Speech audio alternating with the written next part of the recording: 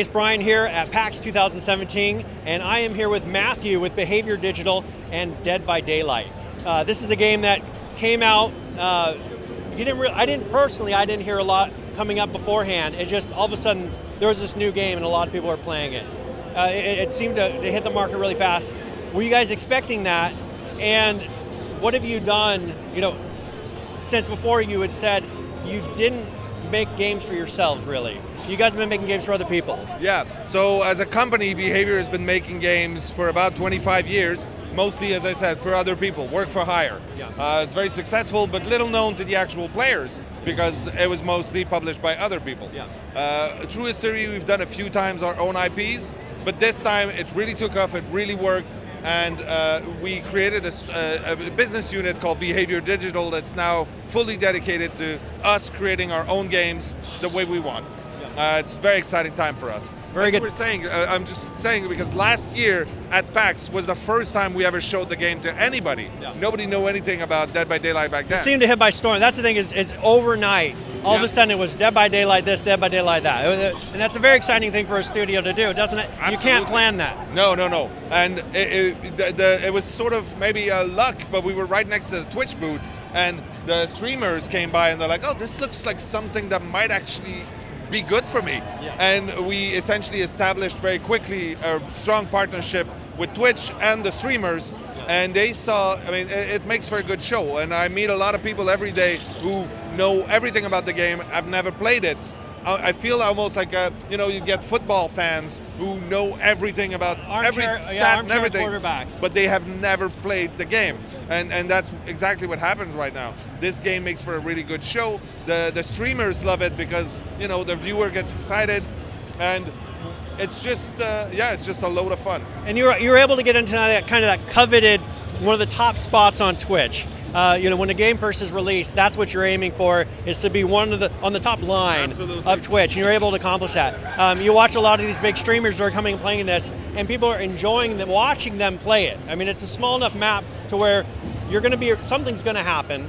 You're able to stay out of combat, out of the action is what you're aiming to do, but you're able to stay into the game. But I think you've got a good balance. The length of the game and the size of the map makes it a very intense personal experience. Yes. And that was always the idea. The whole inspiration for us and the early prototypes were all about hide and seek. Going back to that moment when you're a kid and you're playing hide and seek and you're hiding in somewhere and then your friend passes right in front and you are freaked out to your core, even though there is no real threat. Obviously you're sitting in a chair at home, but you still get those moments of intense panic, and that's what we wanted. But strangely enough, that's also what led to having the killer in first person and the survivor in third person, which a lot of people were thinking it should be the opposite. Yeah.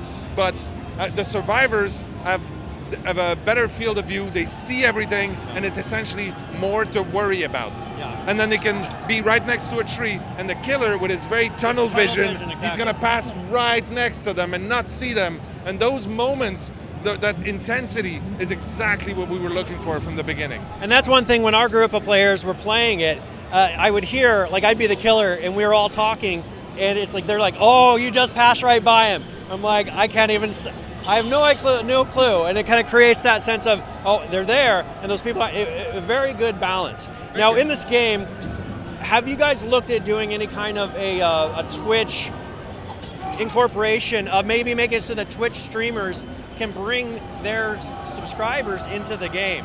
Yeah, we're talking with Twitch about a few of these things. Because that would be Obviously, excellent for this type of thing. Say, I'm going to bring in of course 4 subscribers to come and play this. And it's just because, I mean, essentially it's code that needs to be written. It's features that we're prioritizing. It seems to match this type of a game perfectly. But it's something that we absolutely want to fold in for sure. Very good. And Twitch have been very good with us, and we're in close collaboration with them. And that seems to be kind of an upcoming thing that I've been noticing is getting, since Twitch is so popular, people are starting to say, well, what kind of games can we create around Twitch that allows, I mean, you see people here that just have lines and lines of people coming to listen to them talk. Oh yeah. Just imagine being able to bring those people. That'll push sales for you guys because every single one of their followers are then going to buy, that's numbers, are going to buy that game because they might have the chance to play with their favorite streamer. I think that could be really cool. Now, another game that came out recently, is coming out, was Friday the 13th.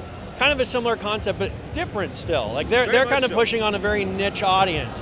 What are you guys doing to kind of not necessarily combat that, but what are you doing in response to that? Well, the thing is, I think that when we started working on this, there were a few others doing something similar here and there. Evolve was probably the best known one, who's got a similar dynamic. But even then, every time the game, the direction they came at the problem was very, very different. Yeah. And for us, I think it's more a question of an idea whose time has come. Yeah. That asymmetrical multiplayer thing is something that people are exploring more and more right now.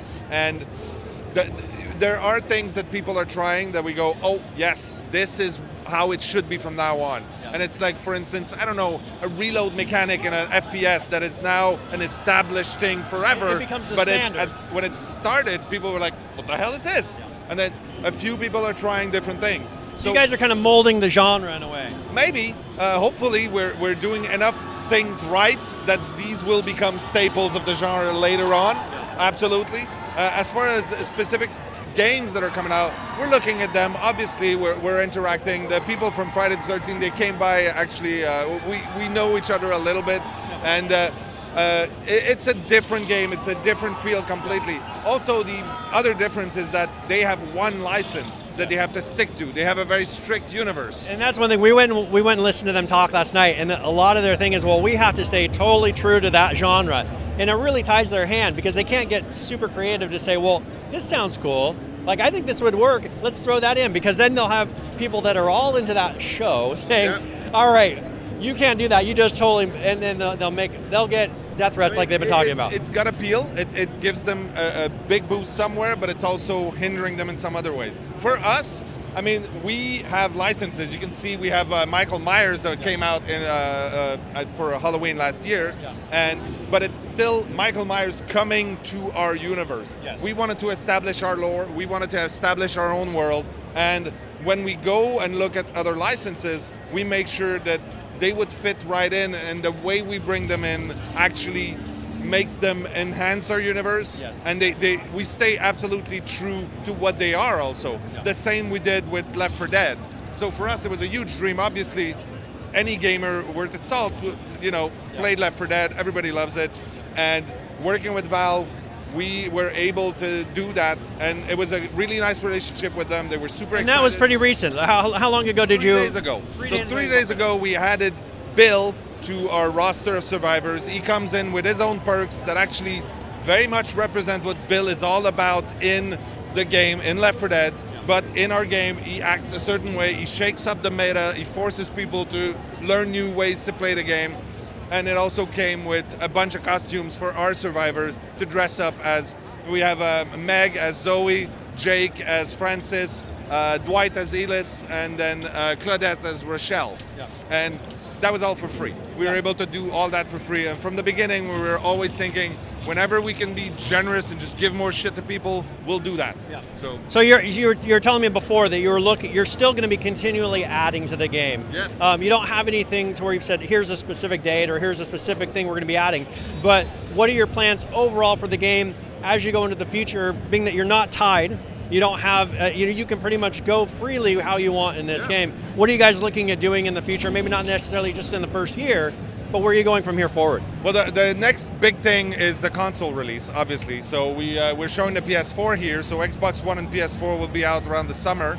But as far as new killers, new survivors, new chapters for the game, we're going to keep bringing more and more all the time. We'll make sure they're balanced and they break the game each time we bring them in. We want to make sure that people have to relearn how to play. You want to game. push the limits too. I mean, Absolutely. you don't want it to be the same, because when people come in, they want to have something that's different. They want to feel like there's a variety in there. And if you keep pushing it and making changes, that makes you look at everything again too. Oh, you yeah. say, well, why are we doing the this? balancing in this is getting exponentially more difficult, because every perk has to be tested against every other combination of perks that's existing. Yeah. Fortunately, we have a very active community. They're very vocal, and we listen to them. We have a few channels of communication, so we can be in direct contact with a lot of people who play more hours than we could ever do, and that's very valuable for us. But every time we come out with a new killer or a new survivor or a new map even, we want to make sure that people have to change the way they play the game, and there's strategies that work for everything. might not work again this time. Well, and that's great. And if you played Dead by Daylight when it first came out, I encourage you to keep watching this title. Make sure as they start to add, I mean, they've got some new things they added in the last 3 days, but watch it as they start to add the new maps. Come try it out again, because you usually get that big influx of people who come and play it for that first week, first 2 weeks, and then maybe it sits in their titles. I encourage people to go back every once in a while, look at those old titles, because these companies are constantly developing these games. They're constantly adding features to it. We're updating it, we're polishing it, we're making it better, that's for sure. So make sure you go check it out again. It's Dead by Daylight here at PAX 2017, and go check out the new characters.